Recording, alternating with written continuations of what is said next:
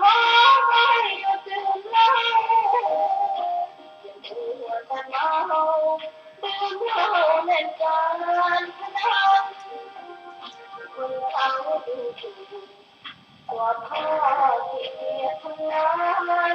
กว่าบ้านเรือนเกียรติยังทันกว่าประทานคุณพ่อสิ้นดีสงสารคุณแม่ลำบากแพ้วันมาให้ได้มาเท่าใดพ่อใจจนหมดไม่มีปัจจุบันจนยากลำบากคนแค่เต็มทีอนาคตของลูกไม่มีความรักที่ไม่เลิกรอดูราเหมือนกินน้ำตาคุณแม่ก็จะรักษาละแม่หากไม่แค่ความรักแค่จะเป็นพ่อเราก็ตีแค่ที่ต้องพ่อครั้งและจำมองต้องขอเพียงพอกราบเท้าคุณพ่อขอให้หยุดดื่มเหล้าหากตัวแต่เมาคนข้างข้างมินเรื่อยมาตัวเสียใหม่กลับใจมาพัฒนาพ่อจะมีคุณค่าเลิศราเลิกการพนัน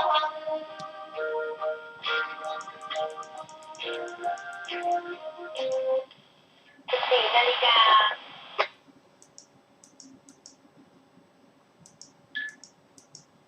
แห่งชาติและสังคมคลื่นเพื่อการศึกษาพระพุทธศาสนาและวัฒนธรรมระบบ FM 104.5 เมกะเฮิรตซ์รายการต่อไปเป็นรายการศึกษาธรรมนำสุขดำเนินรายการโดยพันเอกปนัสเดชะ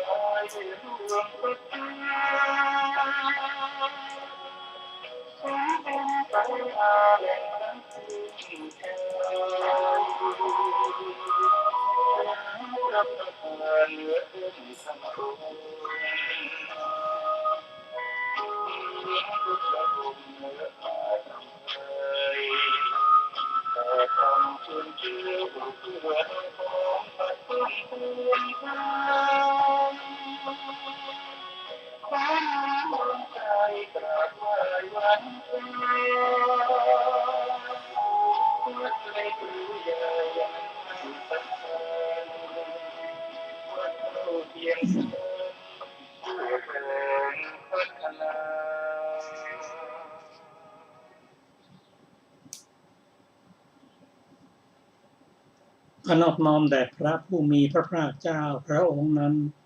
ซึ่งเป็นผู้ไกลจากกิเลสตรัสรู้ชอบได้โดยพระองค์เองสวัสดีครับท่านผู้ฟังที่เคารพครับท่านผู้ฟังกำลังรับฟังรายการศึกษาธรรมนำสุขมีเสนอให้ท่านผู้ฟังทุกวันศุกร์และวันเสาร์ในจังหวัดวันศุกร์นั้นเริ่มตั้งแต่เวลา 14 นาฬิกาถึง 15 นาฬิกาส่วนวันเสาร์นั้นเราจะเริ่มตั้งแต่เวลา 15 นาฬิกาถึง 16 นาฬิกาดำเนินรายการโดยกระผมพันเอกธนัทเดชะมีอาจารย์สุนภาเดชะเป็นผู้ร่วมรายการวันนี้เราได้นำโพชฌงค์ 7มาศึกษากันต่อโพชฌงค์ 7นี้มีอยู่ในพระไตรปิฎกฉบับมมร.เล่มที่ 30 หน้า 184ท่านผู้ฟังที่มีพระไตรปิฎกฉบับนี้ก็ขอเชิญนำมาศึกษาร่วมกัน โพชฌงค์เจ็ดนี้อยู่ในโพชฌงค์สังยุตเป็นพระสูตรที่สุขุมนุ่มลึกที่เราได้มาติดต่อกัน210มาหลายคราวก็ถามว่าโพชฌงค์เจ็ดนี้เป็นโพชฌงค์อยู่ในกลุ่มไหนเรียนว่าโพชฌงค์เจ็ดนี้อยู่ในกลุ่มของโพธิปักขิยธรรม37ซึ่งเริ่มต้นที่สติปัฏฐาน4สัมมัปปทาน4อิทธิบาท4อินทรีย์5พละ5โพชฌงค์7และมรรคมีองค์8ข้อโพชฌงค์7นี้คือธรรมแห่งการตรัสรู้หรือเป็น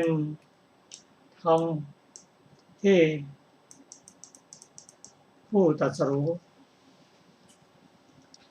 โพชฌงค์7นี้ประกอบไปด้วยสติสัมโพชฌงค์ธรรมวิจยะสัมโพชฌงค์วิริยะสัมโพชฌงค์ปิติสัมโพชฌงค์ปัสสัทธิสัมโพชฌงค์สมาธิสัมโพชฌงค์และอุเบกขาสัมโพชฌงค์โพชฌงค์7นี้พระผู้มีพระเจ้าตรัสว่าผู้เจริญย่อมถึงความเป็นใหญ่ในธรรมทั้งหลายโพชฌงค์7นี้ถ้าเราสังเกตดูพระสูตรนี้ถ้าท่านใช้นิวรณ์5เป็นกรรมฐานนิวรณ์5นั้นได้แก่อะไรคือทำที่เป็นทำให้เกิดความเนิ่นช้าเพราะเป็นกิเลสอันประกอบด้วยกามฉันทะนิวรณ์พยาปาทะนิวรณ์ถีนมิทธานิวรณ์อุทธัจจะกุกุจจะนิวรณ์และวิจิกิจฉานิวรณ์5นี้ท่านผู้ได้ฌานเจริญสมาธิแล้วสามารถจะกดข่มได้แต่ไม่ได้ตัดได้เด็ดขาดจะกำจัดได้เด็ดขาดนั้นต้องปัญญาในอรหันตมรรค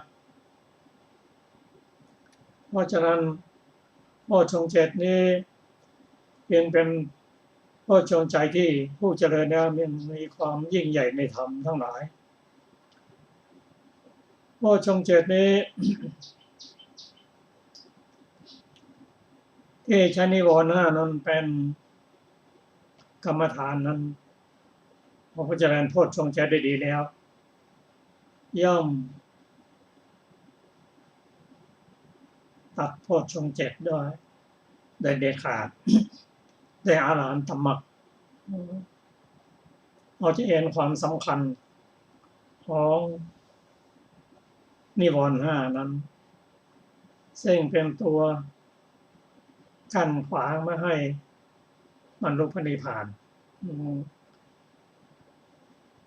ผู้เจริญโพชฌงค์7นั้นเป็นผู้ที่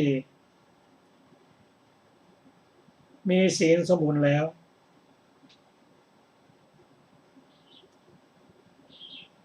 มีกัลยาณมิตรเจริญโพชฌงค์7อันเริ่มตั้งแต่สติสัมโพชฌงค์มันก็เจริญนะอาศัยวิเวกคือกายวิเวกและจิตตวิเวกอุปธิวิเวกอาศัยวิราคะตัดกิเลส ตามลำดับอาศัยนิโรธจนถึงนิพพานนะและอาศัยนิสรณะคือความสละคืนโพชฌงค์ 7นี้อาหารของโพชฌงค์ 7ก็คือ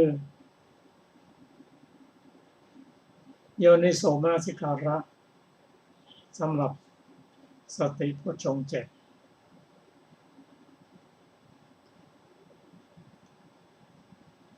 ส่วนโพชฌงค์ 7ต่อมาเราจะทำมรรควิจยะโพชฌงค์ 7นั้น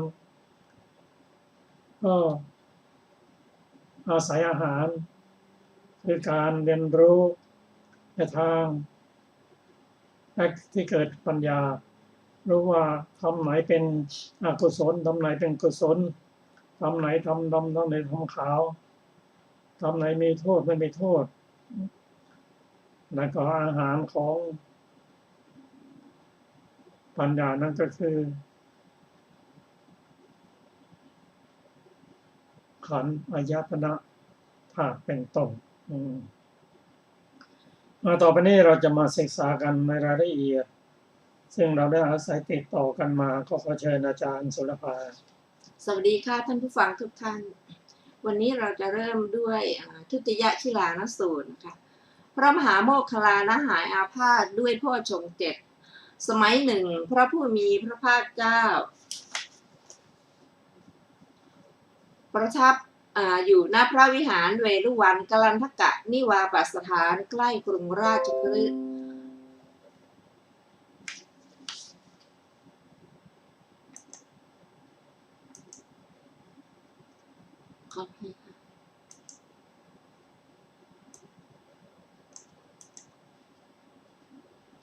ก็สมัยนั้นท่านพระมหาโมคคัลลานะอาพาธไม่สบายเป็นไข้หนัก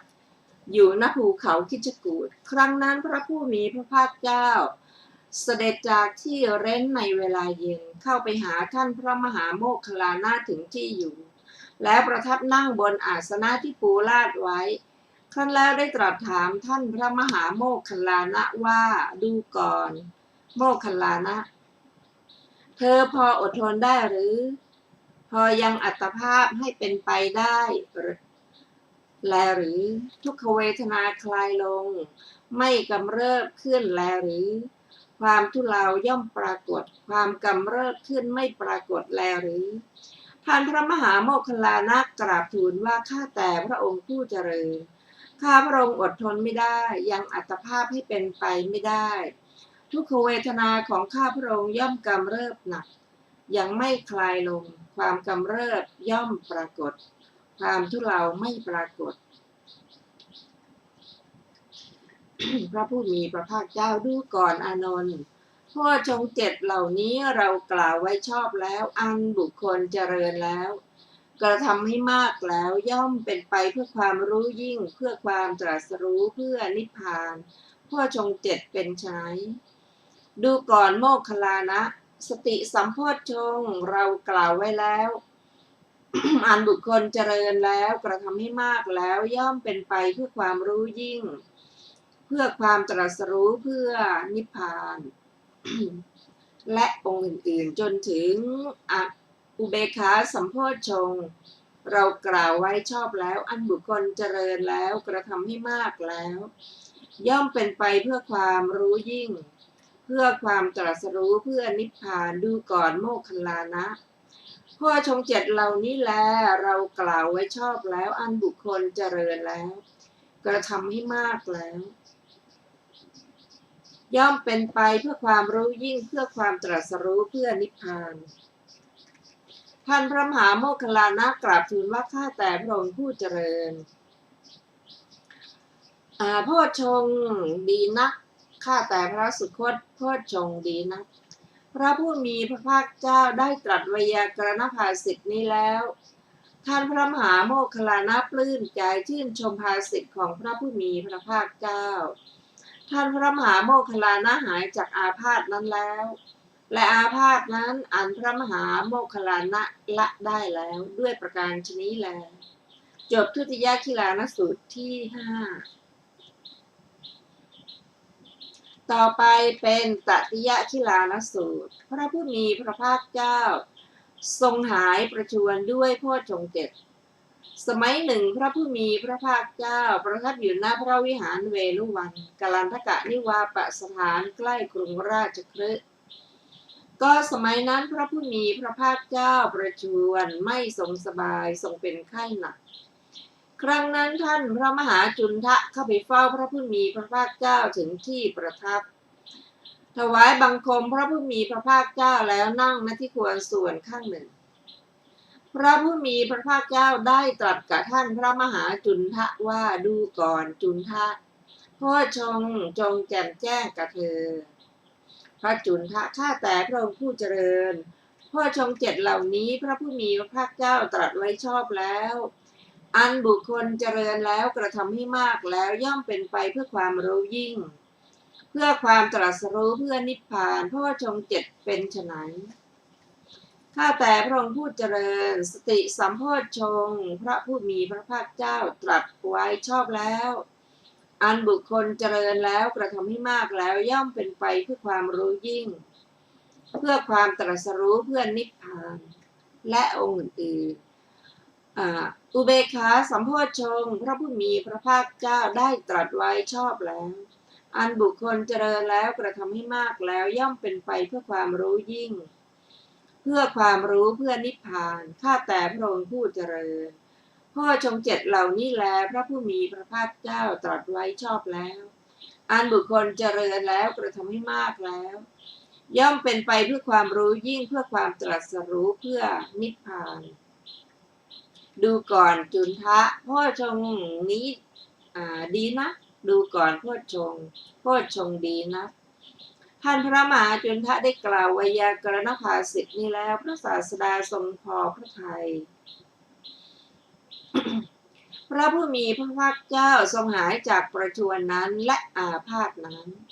อันพระผู้มีพระภาคเจ้าทรงละแล้วด้วยประการฉะนี้แลจบตติยคิลานสูตรที่6ต่อไปเป็นปารคามีสูตร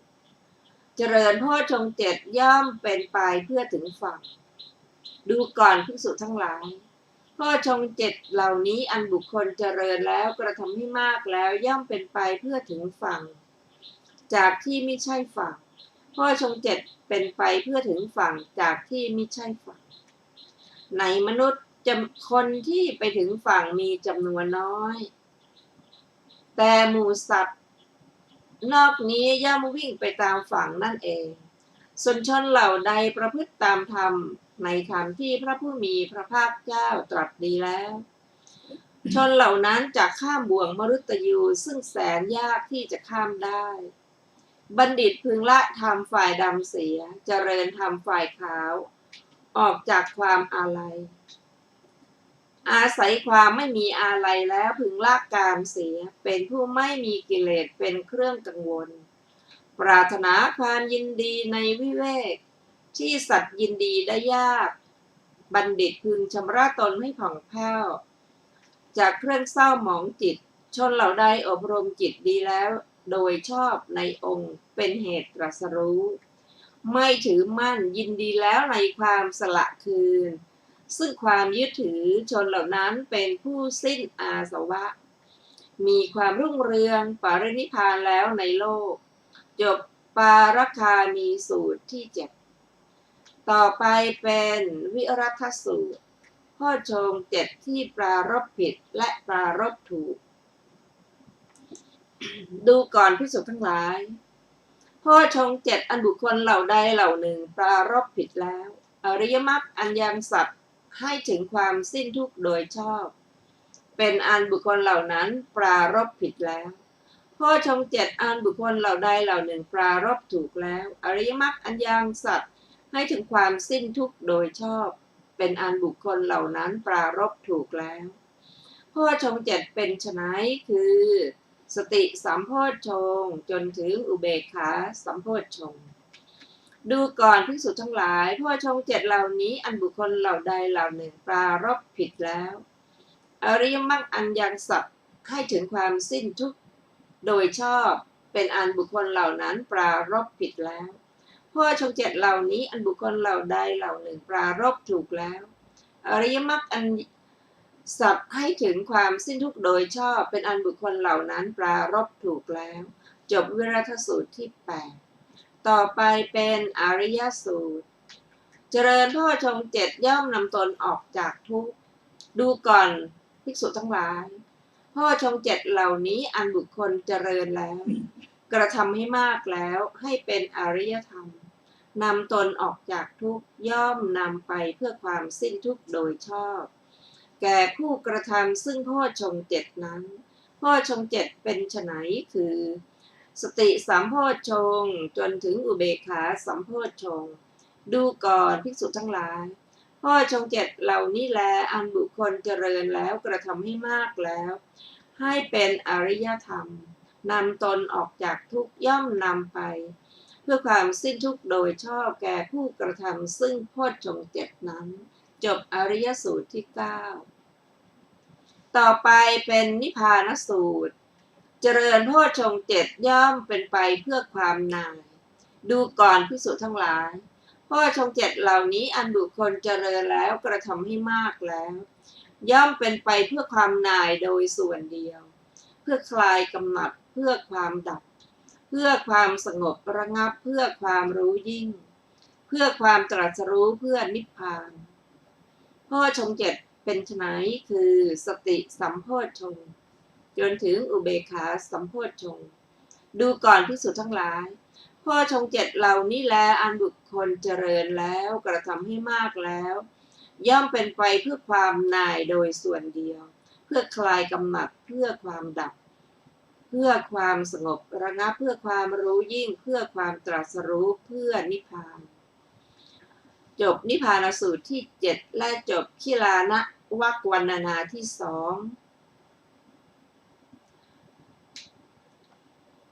ต่อไปจะเป็นอุทายิวรรคที่3นะพระสูตรแรกในวรรคนี้ก็คือโพธนสูตรหัวข้อเรียกว่าโพชฌงค์เพราะเป็นเพื่อตรัสรู้ครั้งนั้นแลภิกษุรูปหนึ่งเข้าไปเฝ้าพระผู้มีพระภาคเจ้าถึงที่ประทับถวายบังคมพระผู้มีพระภาคเจ้าแล้วนั่งณที่ควรส่วนข้างหนึ่งครั้นแล้วได้ทูลถามว่าข้าแต่พระองค์ผู้เจริญที่เรียกว่าโพชฌงค์โพชฌงค์ดังนี้ด้วยเหตุเพียงเท่าไรเนาะจึงเรียกว่าโพชฌงค์พระผู้มีพระภาคเจ้าตรัสว่าดูก่อนภิกษุที่เรียกว่าโพชฌงค์เพราะเป็นไปเพื่อตรัสรู้ดูก่อนภิกษุในธรรมวินัยนี้ย่อมเจริญสติสัมโพชฌงค์อันอาศัยวิเวกอาศัยวิราคะอาศัยนิโรธน้อมไปในการสละ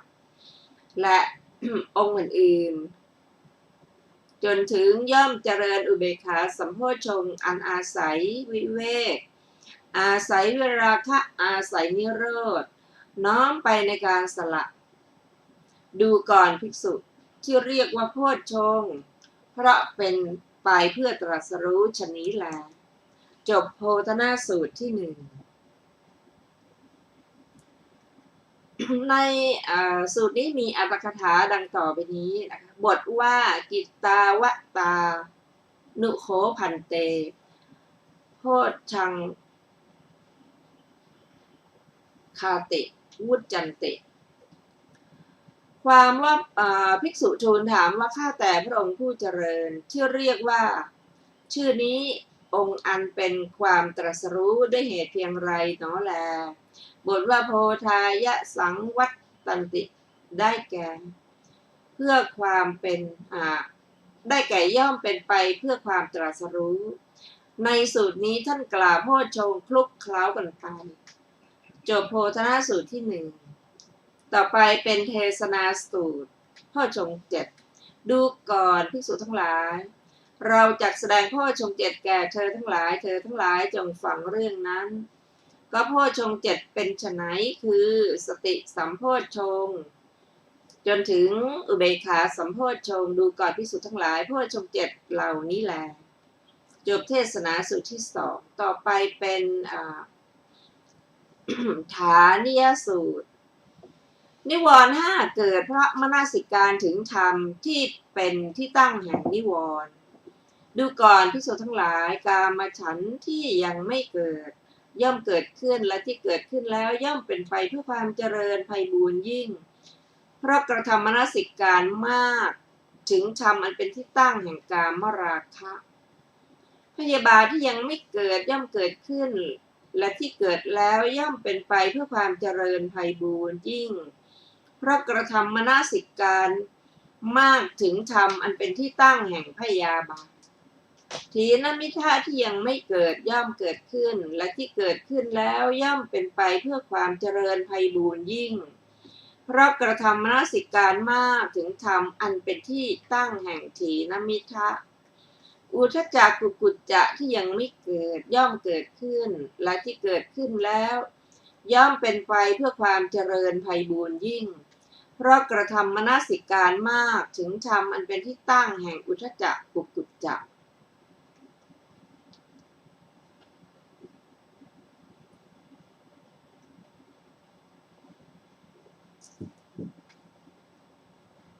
วิจิกิจฉาที่ยังไม่เกิดย่อมเกิดขึ้นและที่เกิดขึ้นแล้วย่อมเป็นไปเพื่อความเจริญไพบูรย์ยิ่ง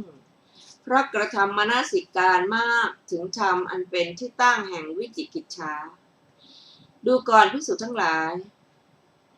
สติสัมโพชฌงค์ที่ยังไม่เกิดย่อมเกิดขึ้นและที่เกิดขึ้นแล้วย่อมถึงความเจริญไพบูรย์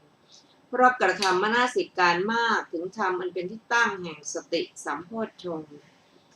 และ สัมโพชฌงค์ข้ออื่นๆจนถึงอุเบกขาสัมโพชฌงค์ที่ยังไม่เกิดย่อมเกิดขึ้นและที่เกิดขึ้นแล้วย่อมถึงความเจริญไพบูรณ์เพราะกระทำมนสิการมากถึงธรรมอันเป็นที่ตั้งแห่งอุเบกขาสัมโพชฌงค์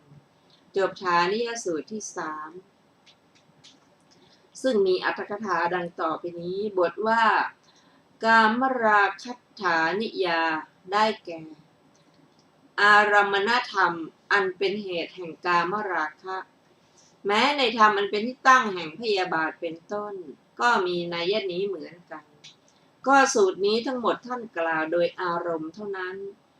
แม้การกำหนดที่กล่าวในสูตรที่2แห่งวรรคที่1ผู้ศึกษาหาได้ในสูตรนี้แลในอโยนิโสสูตรที่4ท่านกล่าวโพชฌงค์คลุกเคล้ากันไป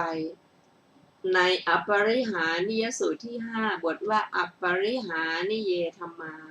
ได้แก่สภาวธรรมอันไม่ทำความเสื่อมจบอรรถกถาฐานิยสูตรที่3ต่อไปเป็นอโยนิโสสูตรนิวรณ์5เกิดขึ้นเพราะมนสิการโดยไม่แยบคายดูก่อนภิกษุทั้งหลายเมื่อภิกษุมนสิการโดยไม่แยบคายกามฉันทะที่เกิดที่ยังไม่เกิดย่อมเกิดขึ้นและที่เกิดขึ้นแล้วย่อมเป็นไปเพื่อความเจริญไพบูรย์ยิ่งนะเช่นเดียวกันพยาบาทถีนมิทธะอุทธัจจะกุกุจจะและวิจิกิจฉา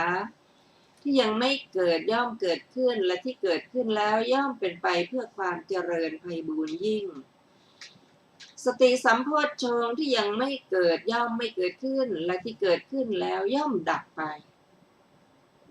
และองค์อื่นๆ อุเบกขาสัมโพชฌงค์ที่ยังไม่เกิดย่อมไม่เกิดขึ้นและที่เกิดขึ้นแล้วย่อมดับไปดูก่อนภิกษุทั้งหลายเมื่อภิกษุมนสิการโดยแยบคายกามฉันทะที่ยังไม่เกิดย่อมไม่เกิดขึ้นและที่เกิดขึ้นแล้วเธอย่อมละเสียได้พยาบาทถีนมิทธะอุทธัจจะกุกุจจะและวิจิกิจฉาที่ยังไม่เกิดย่อมไม่เกิดขึ้นและที่เกิดขึ้นแล้วเธอย่อมละเสียได้สติสัมโพชฌงค์ที่ยังไม่เกิดย่อมเกิดขึ้นและที่เกิดขึ้นแล้วย่อมถึงความเจริญไพบูรย์ยิ่งจนถึงอุเบกขาสัมโพชฌงค์ที่ยังไม่เกิดย่อมเกิดขึ้นและที่เกิดขึ้นแล้วย่อมถึงความเจริญไพบูรย์ยิ่งจบอโยนิโสสูตรที่4ต่อไปเป็นอปริหานิยสูตรธรรมอันเป็นที่ตั้งแห่งความเสื่อม7 ขอไปทำอันไม่เป็นที่ตั้งแห่งความเสื่อมเจ็ด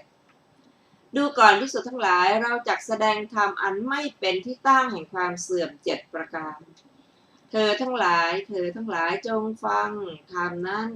ก็ทำอันไม่เป็นที่ตั้งแห่งความเสื่อมเจ็ดประการเป็นไฉนคือโพชฌงค์เจ็ดเป็นไฉนคือสติสัมโพชฌงค์จนถึงอุเบกขาสัมโพชฌงค์ดูก่อนภิกษุทั้งหลายทำอันไม่เป็นที่ตั้งแห่งความเสื่อมเจ็ดประการนี้แลจบอัปปริหานิยสูตรที่5ต่อไปเป็นขยสูตรปฏิปทาที่เป็นไปเพื่อความสิ้นตัณหาคือโพชฌงค์เจ็ดดูก่อนภิกษุทั้งหลายมรรคาใดปฏิปทาใดย่อมเป็นไปเพื่อความสิ้นตัณหาเธอทั้งหลายจงเจริญมรรคานั้นในปฏิปทานั้นมรรคาและปฏิปทาที่เป็นไปเพื่อความสิ้นตัณหาเป็นไฉนคือโพชฌงค์เจ็ดเป็นไฉนคือสติสัมโพชฌงค์จนถึงอุเบกขาสัมโพชฌงค์เมื่อพระผู้มีพระภาคเจ้าตรัสอย่างนี้แล้วท่านพระอุทายีได้ทูลถามว่าข้าแต่พระองค์ผู้เจริญโพชฌงค์เจ็ดอันบุคคลเจริญแล้วกระทำให้มากแล้วอย่างไรย่อมเป็นไปเพื่อความสิ้นตัณหาดูก่อนอุทายีภิกษุในธรรมวินัยนี้ย่อมเจริญสติสัมโพชฌงค์อันอาศัยวิเวกอาศัยวิราคะอาศัยนิโรธไพบูลย์เป็นมหารคตหาประมาณไม่ได้ไม่มีความเบียดเบียนเมื่อภิกษุนั้นเจริญสติสัมโพชฌงค์อันอาศัยวิเวกอาศัยวิราคะอาศัยนิโรธไพบูลย์เป็นมหารคตหาประมาณไม่ได้ไม่มีความเบียดเบียนย่อมละตัณหาได้จนถึงย่อมเจริญอุเบกขาสัมโพชฌงค์อันอาศัยวิเวกอาศัยวิราคะอาศัยนิโรธไพบูลย์เป็นมหารคตหาประมาณไม่ได้ไม่มีความเบียดเบียนเมื่อภิกษุนั้นเจริญอุเบกขาสัมโพชฌงค์อันอาศัยวิเวกอาศัยวิราคะอาศัยนิโรธไพบูลย์เป็นมหารคตหาประมาณมิได้ไม่มีความเบียดเบียนย่อมละตัณหาได้เพราะละตัณหาได้จึงละกรรมได้เพราะละกรรมได้จึงละทุกข์ได้ดูก่อนอุทายีเพราะสิ้นตัณหาจึงสิ้นกรรมเพราะสิ้นกรรมจึงสิ้นทุกข์ด้วยประการดังนี้แลจบขยสูตรที่6มีอัตถกถาของสูตรนี้ดังต่อไปนี้บทว่าเอตทะโอจะความว่าพระอุทายีเถระเมื่อจะทูลถามว่าข้าพระองค์จักรู้ถึงเทศนาอันพระผู้มีพระภาคเจ้าทรงให้จบลงด้วยดำริว่าภิกษุผู้ฉลาดในอนุสนธิชื่อว่าอุทายีเถระนั่งอยู่ในบริษัทนี้มีอยู่เราจะถามเราดังนี้แล้วเธอจะถามเราดังนี้แล้วสืบต่ออนุสนธิแห่งเทศนาจึงกราบทูลถามถึงข้อนั้นบทว่าวิปุลลังเป็นต้นตรัสหมายถึงสติสัมโพชฌงค์ที่เจริญดีแล้วทั้งหมดเพราะว่าสติสัมโพชฌงค์ที่เจริญดีแล้วไพบูลย์เป็นมหารคตหาประมาณไม่ได้และชื่อว่าไม่มีความเบียดเบียนสติสัมโพชฌงค์นั้นแลชื่อว่าวิปุลละเพราะแผ่ไปซึ่งว่ามหารคตเพราะถึงความเป็นใหญ่ชื่อว่าอัปปมานะเพราะมีความเจริญหาประมาณไม่ได้ชื่อว่าอัพยาปัชชะเพราะเว้นความพยาบาทโดยห่างไกลนิวรณ์ทั้งหลายบทว่าตัณหายะปหานากัมมังปหิยติความว่ากรรมใดมีตัณหาเป็นมูลพึงเกิดขึ้นย่อมละกรรมนั้นได้เพราะการละตัณหาบทว่ากรรมสะปหานาทุกขังความว่าวัฏทุกข์แม้อันใดมีกรรมเป็นมูลพึงเกิดขึ้นเพราะละกรรมได้จึงละวัฏทุกข์นั้นได้ชื่อว่าสิ้นตัณหาเป็นต้นเพราะสิ้นตัณหาเป็นต้นนั่นแหละ แต่ว่าโดยความพึงทราบว่านิพพานท่านกล่าวเพราะความสิ้นไป แห่งตัณหาเหล่านั้นจบอรรถถาของขยสูตรที่ 6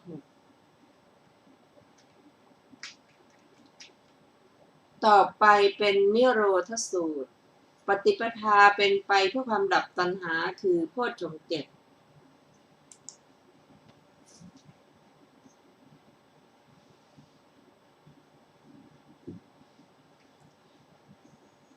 ดูก่อนภิกษุทั้งหลายมรรคาใดปฏิปทาใดย่อมเป็นไปเพื่อความดับตัณหาเธอทั้งหลายจงเจริญมรรคานั้นปฏิปทานั้นมรรคานั้น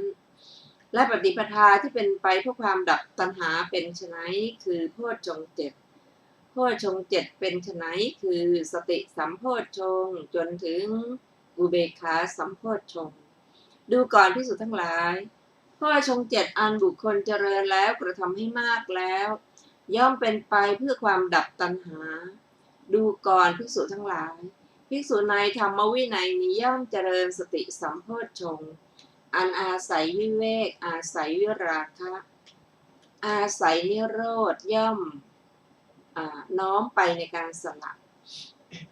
จนถึงย่อมเจริญอุเบกขาสัมโพชฌงค์อันอาศัยวิเวกอาศัยวิราคะอาศัยนิโรธ น้อมไปในการสละดูก่อนภิกษุทั้งหลายโพชฌงค์ 7อันบุคคลเจริญแล้วกระทำให้มากแล้วอย่างนี้แลย่อมเป็นไปเพื่อความดับปัญหาจบนิโรธสูตรที่ 7ต่อไปคือนิเพทสูตรมรรคอันเป็นส่วน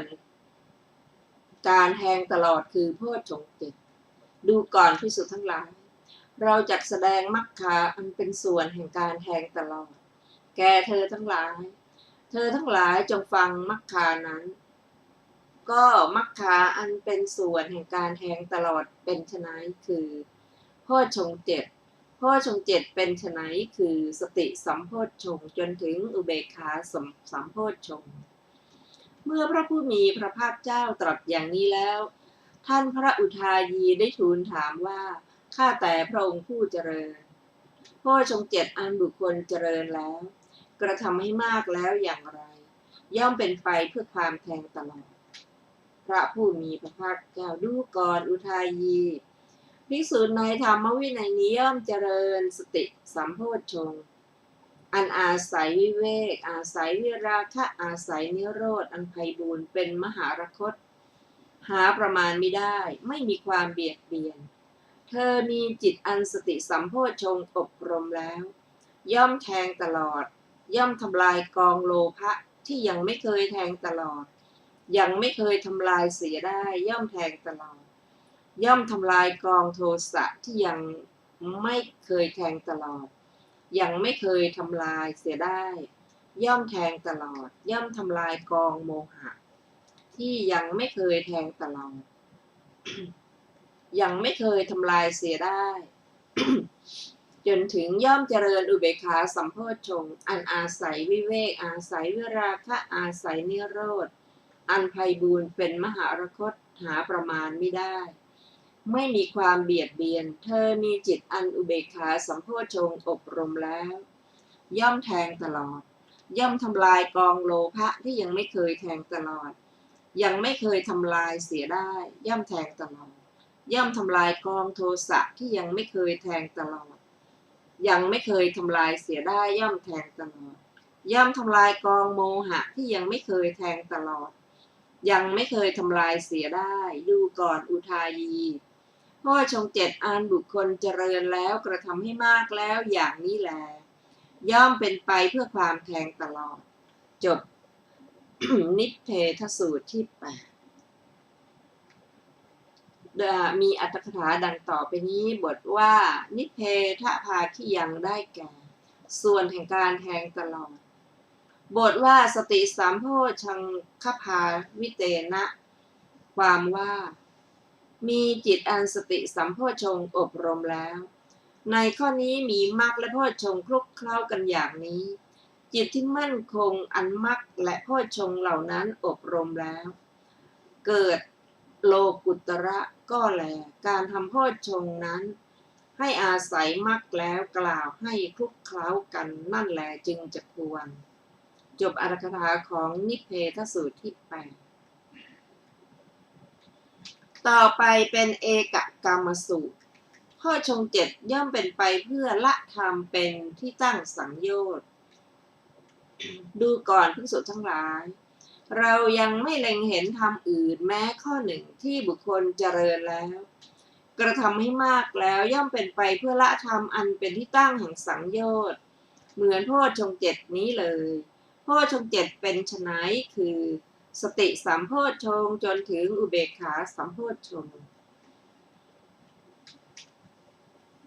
ดูก่อนภิกษุทั้งหลายโพชฌงค์7อันบุคคลเจริญแล้วกระทำให้มากแล้วอย่างไรย่อมเป็นไปเพื่อละธรรมอันเป็นที่ตั้งแห่งสังโยชน์ดูก่อนภิกษุทั้งหลายภิกษุในธรรมวินัยนี้ย่อมเจริญสติสัมโพชฌงค์อันอาศัยวิเวกอาศัยวิราคะอาศัยนิโรธย่อมน้อมไปในการสละจนถึงย่อมเจริญอุเบกขาสัมโพชฌงค์อันอาศัยวิเวกอาศัยวิราคะอาศัยนิโรธน้อมไปในการสละดูก่อนภิกษุทั้งหลายโพชฌงค์7อันบุคคลเจริญแล้วกระทำให้มากแล้วอย่างนี้แลย่อมเป็นไปเพื่อละธรรมอันเป็นที่ตั้งแห่งสังโยชน์ ดูก่อนภิกษุทั้งหลายก็ทำเป็นที่ตั้งแห่งสังโยชน์เป็นไฉนจักษุเป็นธรรมเป็นที่ตั้งแห่งสังโยชน์เครื่องผูกเครื่องจองจำคือสังโยชน์เหล่านั้นย่อมเกิดที่จักษุนี้โสตคานะชิวหาและใจเป็นธรรมที่ตั้งแห่งสังโยชน์เครื่องผูกเครื่องจองจำคือสังโยชน์เหล่านั้นย่อมเกิดที่ใจนี้ดูก่อนภิกษุทั้งหลายเหล่านี้เรียกว่าธรรมเป็นที่ตั้งแห่งสังโยชน์จบเอกธรรมสูตรที่ 9มีอรรถกถาของสูตรนี้วินิจฉัยว่าบทว่าสัญโยชนะวินิพันธาได้แก่เครื่องผูกกล่าวคือสังโยชน์บทว่าอัจโชสานาได้แก่ให้สำเร็จแล้วยึดถือ ก็ใคร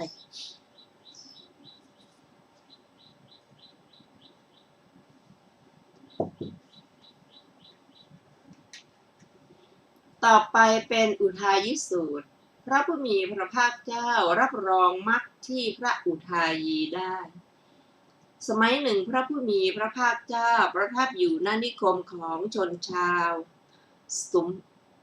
สุมภะชื่อเสตกะในแคว้นสุมภะครั้งนั้นท่านพระอุทายีเข้าไปเฝ้าพระผู้มีพระภาคเจ้าถึงที่ประทับครั้นแล้วได้กราบทูลพระผู้มีพระภาคเจ้าว่าข้าแต่พระองค์ผู้เจริญน่าอัศจรรย์นักพระเจ้าข้าไม่เคยมีมาขึ้นความรักความเคารพความละอายใจและความเกรงกลัวของข้าพระองค์ซึ่งมีอยู่ในพระผู้มีพระภาคเจ้ามากเพียงไรด้วยว่าข้าพระองค์เมื่อเป็นคฤหัสถ์ผู้ครองเรือนอยู่ในการก่อนก็ไม่ได้กระทำความคุ้นเคยกับพระธรรมมากนักไม่ได้กระทำความคุ้นเคยกับพระสงฆ์มากนักข้าพระองค์เห็นความรักความเคารพความละอายใจความเกรงกลัวในพระผู้มีพระภาคเจ้าจึงออกบวชเป็นบรรพชิตพระผู้มีพระภาคเจ้าทรงแสดงธรรมแก่ข้าพระองค์ว่าอย่างนี้รูปอย่างนี้ความเกิดแห่งรูปอย่างนี้ความดับแห่งรูปอย่างนี้เวทนาอย่างนี้สัญญาอย่างนี้สังขารอย่างนี้วิญญาณอย่างนี้ความเกิดแห่งวิญญาณอย่างนี้ความดับแห่งวิญญาณข้าแต่พระองค์ผู้เจริญข้าพระองค์อยู่ในเรือนว่างพิจารณาถึงความเกิดและความเสื่อมแห่งอุปทานขันธ์ห้าเหล่านี้ได้รู้ตามความจริงว่านี้ทุกสมุทัยนี้ทุกขนิโรธนี้ทุกขนิโรธคาไม่มีปฏิปทาข้าแต่พระองค์ผู้เจริญธรรมที่ข้าพระองค์บรรลุแล้วและมรรคที่ข้าพระองค์ได้แล้วนั้นอันข้าพระองค์เจริญแล้วกระทำให้มากแล้วข้าน้อมน ข้าพระองค์ผู้อยู่โดยอาการอย่างนั้นอย่างนั้นไปเพื่อความเป็นอย่างนั้น โดยที่ข้าพระองค์จักรู้ชัดว่าชาติสิ้นแล้วพรหมจรรย์อยู่จบแล้วกิจที่ควรทำเสร็จแล้วกิจอื่นเพื่อความเป็นอย่างนี้มิได้มีคือสติสัมโพชฌงค์ที่ข้าพระองค์ได้แล้วนั้นอันข้าพระองค์เจริญแล้วกระทำให้มากแล้วจักน้อมนำข้าพระองค์ผู้อยู่โดยอาการอย่างนั้นอย่างนั้นไปเพื่อความเป็นอย่างนั้นโดยที่ข้าพระองค์จักรู้ชัดว่าชาติสิ้นแล้วพรหมจรรย์อยู่จบแล้วกิจที่ควรทำเสร็จแล้วกิจอื่นเพื่อความเป็นอย่างนี้มิได้มีจนถึงอุเบกขาสัมโพชฌงค์ที่ข้าพระองค์ได้แล้วนั้นอันข้าพระองค์เจริญแล้วกระทำให้มากแล้วจักน้อมนำข้าพระองค์ผู้อยู่โดยอาการนั้นๆไปเพื่อความเป็นอย่างนั้นโดยที่ข้าพระองค์จักรู้ชัดว่าชาติสิ้นแล้วพรหมจรรย์อยู่จบแล้วกิจที่ควรทำเสร็จแล้วกิจอื่นเพื่อความเป็นอย่างนี้มิได้มีมรรคที่ข้าพระองค์ได้แล้วนี้แลอันข้าพระองค์เจริญแล้วกระทำให้มากแล้วจากน้อมนำข้าพระองค์ผู้อยู่โดยอาการนั้นๆไปเพื่อความเป็นอย่างนั้นโดยที่ข้าพระองค์จักรู้ชัดว่าชาติสิ้นแล้วพรหมจรรย์อยู่จบแล้วกิจที่ควรทำเสร็จแล้วกิจอื่นเพื่อความเป็นอย่างนี้มิได้มีพระผู้มีพระภาคเจ้าตรัสว่าดีละอุทายีมรรคที่เธอได้แล้วนั่นแลอันเธอเจริญแล้วกระทำให้มากแล้วจักน้อมนำเธอผู้อยู่โดยอาการนั้นๆไปเพื่อความเป็นอย่างนั้นโดยที่เธอจักรู้ชัดว่าชาติสิ้นแล้วพรหมจรรย์อยู่จบแล้วกิจที่ควรทำเสร็จแล้วกิจอื่นเพื่อความเป็นอย่างนี้มิได้มีจบอุทายิสูตรที่10และจบอุทายิวรรคที่3มีอัตถกถาดังต่อไปนี้บทว่าผ้าหุกโตแปลว่าไม่กระทำให้มากในบทว่าอักกุจชาวะกุจชังนี้ท่านแสดงว่าพระอุทายีพิจารณาเปลี่ยนไปมากด้วยอำนาจความเกิดและความเสื่อมความเกิดเรียกว่าอุกกุจชะความเสื่อมเรียกว่าอวกุจชะบทว่าธัมโมจะเมอัจจิสะเมโตได้แก่วิปัสสนาธรรม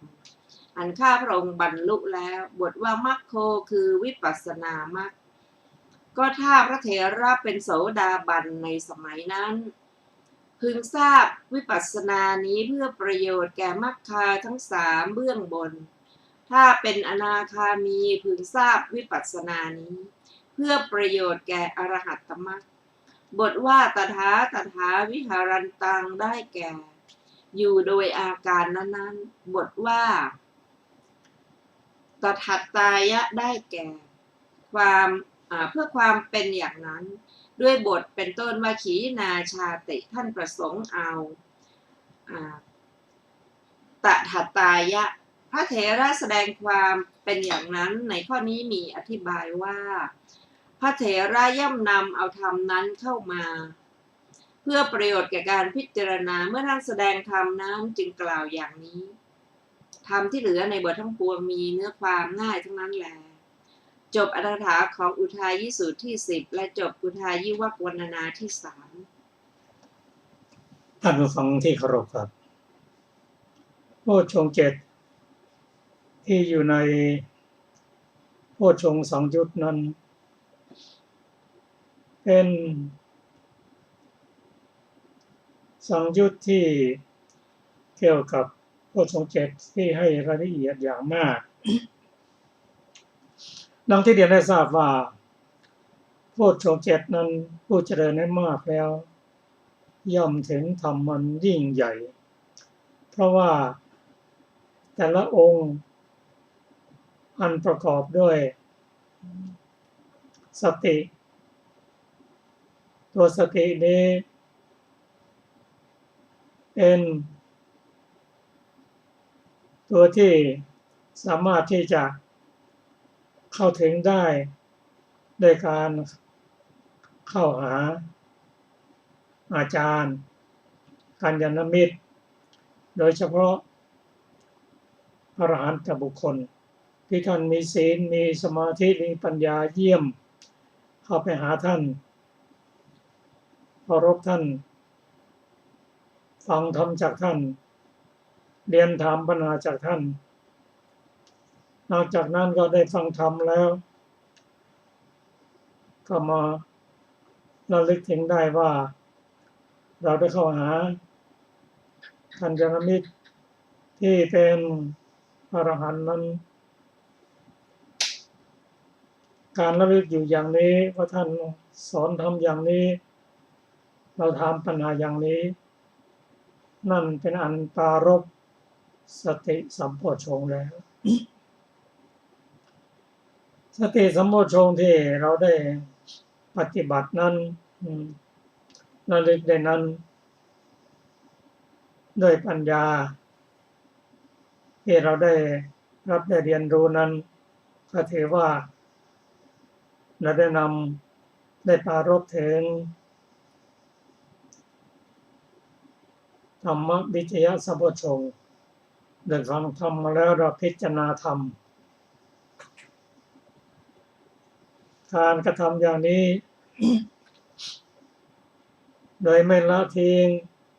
กระทำติดต่อกันไปก็ถือว่าปรารภวิริยะสัมโพชฌงค์